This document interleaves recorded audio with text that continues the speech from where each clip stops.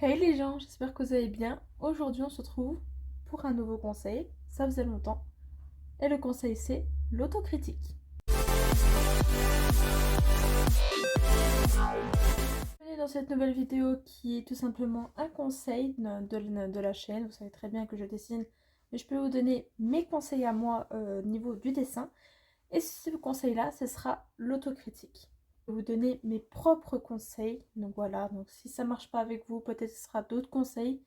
Dans cette vidéo, ce sera mes conseils, ce ne sera pas spécialisé, personnalisé pour chaque personne, cas par cas. Non, c'est pour moi mes conseils que j'aurais voulu qu'on me donne.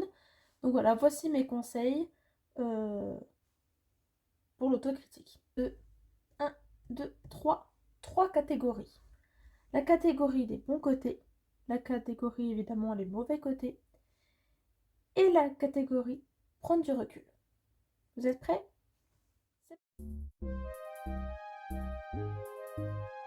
Alors dans cette première catégorie, les bons côtés, évidemment je me suis munie de mon dessin, de mon dernier dessin que vous avez vu sur la chaîne, qui est Happy. Voilà, je la mettrai en barre d'infos au cas où si vous ne l'avez pas vu. Alors, pour la catégorie les bons côtés, il faut savoir que avant de se critiquer, il faut déjà regarder ce que vous avez aimé dans votre dessin. Donc pour moi, il y a l'amélioration. Donc pour moi, je vous ai comparé mon ancien Happy de 2012-2013, je sais plus, à cette année-là. Donc j'ai vu beaucoup d'améliorations sur ce dessin, que ce soit pour la posture, que ce soit pour le format, pour le visuel, et évidemment les proportions. Donc pour moi, il y a eu de la amélioration. C'est le premier point. Pourquoi voir l'amélioration? C'est pour moi de déjà comparer vos anciens dessins à maintenant, ou même vos deux dessins en même temps. Si vous avez fait hier un dessin et aujourd'hui vous avez fait exactement le même, c'est bien de les comparer pour voir si vous avez fait les bons trucs au bon moment. Ensuite, j'ai écrit aimer son dessin. Je vous demande pas de dire oui, c'est le meilleur dessin, je vous le montre à tout le monde. Non, juste de l'apprécier, que vous êtes fier de ce dessin. Bon, le style du dessin. Donc évidemment, moi c'est un style manga. C'est un des styles c'est un des styles de dessin que j'adore, donc qui est les mangas. Et c'est mon principal style que là je fais de moins en moins de mangas, mais ça va revenir. Mais c'est un de mes styles préférés de dessin que j'adore dessiner. Enfin, reproduire et dessiner. Voir toujours les bons côtés. C'est très important de voir les bons côtés, que ce soit pour l'amélioration, que vous avez bien colorié, que vous avez pris du temps pour ce dessin. C'est très important de toujours voir les bons côtés parce qu'il n'y a jamais. Il y a toujours des bons côtés, que ce soit pour un dessin, que ce soit pour tout en fait. Il faut toujours voir le bon côté, même dans une journée qui est complètement pourrie. Toujours muni de mon dernier dessin, les mauvais côtés. Alors là, on part un petit peu sur du crash. Alors, les mauvais côtés, c'est tout ce que vous voyez déjà en premier. C'est pour ça que j'ai commencé par les bons côtés. Mais le mauvais côté, c'est souvent le truc, oh, il est pas, j'aurais dû le faire comme ci, j'aurais dû le faire comme cela. On va y venir. Alors, j'ai noté ce que je dois améliorer. Moi, personnellement, je trouve que le coloriage, je peux mieux faire, on va pas se mentir. Donc, pour moi, je dois améliorer mon coloriage et être plus sûre de moi. Parce que quand je l'avais reproduit déjà en crayon papier, j'étais pas sûre que ce soit pour les oreilles, pour les yeux, pour la pâte aussi, j'étais pas sûre. Donc pour moi, les points que je dois améliorer, c'est évidemment le coloriage et évidemment avoir un peu plus confiance en moi au niveau du dessin. Apprendre de ses erreurs, c'est pour moi un très gros point au niveau de l'autocritique. Apprendre de ses erreurs, ça veut dire j'aurais peut-être pas dû prendre des crayons couleur pour faire ce dessin-là. J'aurais peut-être dû prendre une autre marque de crayon de couleur. Ou alors tout simplement le pas faire en couleur si je suis pas trop à l'aise avec les couleurs. Tous ces petits trucs-là, c'est apprendre de ses erreurs. Voilà. Là, j'ai pris le style que tout le monde fait quand tu colories, c'est de rassurer. Mais on m'a toujours dit faire des petits ronds. Donc j'essaie de faire des petits ronds. C'est un petit peu dans l'autre catégorie, les bons côtés, au niveau de l'amélioration. Voir ses défauts. Pour moi, le défaut, bon, c'est toujours au niveau du coloriage parce que bah, c'est pas un très très gros manga, un très très gros dessin manga. Donc du coup, je me suis dit pour voir ses défauts, bah au niveau, comment je pourrais voir sur ce dessin-là? Si j'aurais choisi un autre dessin, par exemple, voir ses défauts, par exemple, colorer au mauvais endroit, ou j'aurais dû faire une autre teinture, par exemple, etc. C'est vraiment ces tout petits défauts. Et souvent, ces défauts-là, c'est pendant que tu dessines que tu les vois. Par exemple, le dessin de Oogie Woogie, je vous la mettrai également en barre d'infos si vous ne l'avez pas vu. Au lieu de colorier et avoir mis un papier depuis le début, j'aurais pas eu la main dégueulasse. Donc voilà, en général, ce point-là, c'est pendant que tu dessines que tu peux t'auto-évaluer. Et surtout, ne pas reproduire exactement la même erreur que tu as fait. Ne pas se descendre, c'est le point le plus important. Et je le répéterai jamais assez. Avant, j'étais beaucoup comme ça. J'aurais dit, oh, mais t'es vraiment voilà, je vais pas dire le mot, une bip. Tu aurais dû faire au feutre, ça rangerait le plus. Et ça, c'est ce que j'aurais dit si j'aurais pas travaillé sur moi. Tu aurais pu faire autrement, une autre posture avec d'autres matériels. Il faut arrêter de se descendre. Tous les dessins sont beaux, que ce soit avec ou sans des défauts. Mais pour moi, un dessin, il y a toujours un défaut. Pour moi, c'est mon avis. C'est c'est moi, voilà.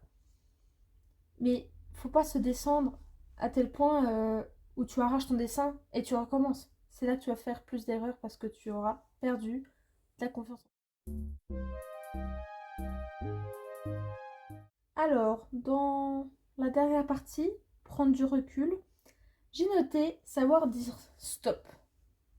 Moi, par exemple, bon, peut-être pas avec ce dessin-là, mais on va essayer avec ce dessin-là. Par exemple, avec ce dessin, je voulais continuer plus d'ombrage. Et je voulais en mettre à la tête. Vous voyez, il y en a sur tout le corps, mais pas sur le visage de Happy. Je voulais en mettre, mais je me suis dit, vu l'épaisseur que j'ai fait, parce que vous voyez, l'épaisseur elle est quand même assez grosse des ombres, je me dis, il faut que je m'arrête ici. Parce que si j'aurais continué sur le visage, on n'aurait pas vu que c'était un personnage assez touchant. Parce qu'en général, les ombrages au niveau du visage, c'est souvent pour des personnages assez méchants, qui a beaucoup plus de charisme, qui montrent qu'ils ont du caractère, qui sont assez froids, on va dire. Des fois chauds, mais plus froids. Et je me suis dit, je vais pas le faire sur lui, parce que déjà, je pense que je vais le regretter. Donc, c'est à ce moment-là que je me suis dit, stop avec les ombrages. On le laisse tranquille, ce dessin. Aimer ce qu'on fait. Alors, c'est pas exactement le même point de aimer son dessin, c'est vraiment aimer ce qu'on fait. Chaque décision qu'on prend, que ce soit pour du matériel, pour le matériel utilisé pour le dessin, que ce soit pour la décision du style de dessin, etc., etc., il faut aimer nos décisions, aimer ce qu'on fait. C'est pas en disant à la dernière minute, oh non, j'aurais pas dû faire ça et tout recommencer. Non, non, non. C'est vraiment, on aime ce qu'on fait. Si tu as pris cette décision-là, c'est qu'en général, bah, c'est que tu as cette idée en tête et que tu as envie tout simplement de le partager. Toujours s'évoluer. Alors, pas tout le temps, je dirais, mais la trois quarts du temps vaut mieux toujours s'évoluer. Ce qu'on fait, évidemment. Que ce soit pour du minimaliste, pour que ce soit du dessin manga, que ce soit pour n'importe quel truc, vaut mieux s'évaluer. Parce que c'est comme ça on apprend qu'on apprend de ses erreurs, qu'on apprend comment on pourrait s'améliorer pour plus tard.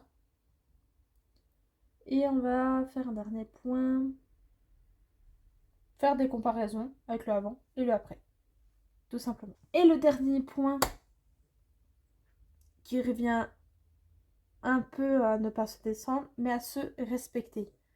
C'est pas parce que tu fais un dessin, euh, on va prendre le principe de moi. Moi, je fais beaucoup de dessins, c'est au niveau du minimaliste, et beaucoup de mangas.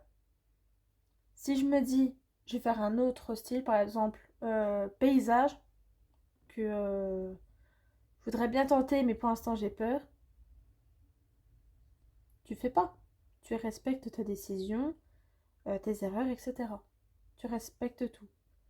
Bon, c'est pas vraiment un exemple au niveau des paysages parce que peut-être que j'en ferai davantage cette année. Je me suis dit pourquoi pas essayer. Et c'est à chaque fois un truc que je repousse et je me suis dit pour l'instant,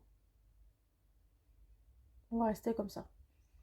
Et manière se respecter en disant ne pas se dénigrer, ne pas dire que c'est dégueulasse, que c'est moche. C'est des mots assez forts qu'on emploie des fois au niveau du monde artistique, hein, que ce soit pour la musique, le dessin, la peinture, le tatouage, etc. Ne pas se dénigrer, se respecter. Tout ça. Cette vidéo est enfin terminée. J'espère qu'elle vous a plu, que mes conseils vous ont un petit peu aidé. Moi, j'aurais aimé avoir une vidéo comme ça au niveau du dessin.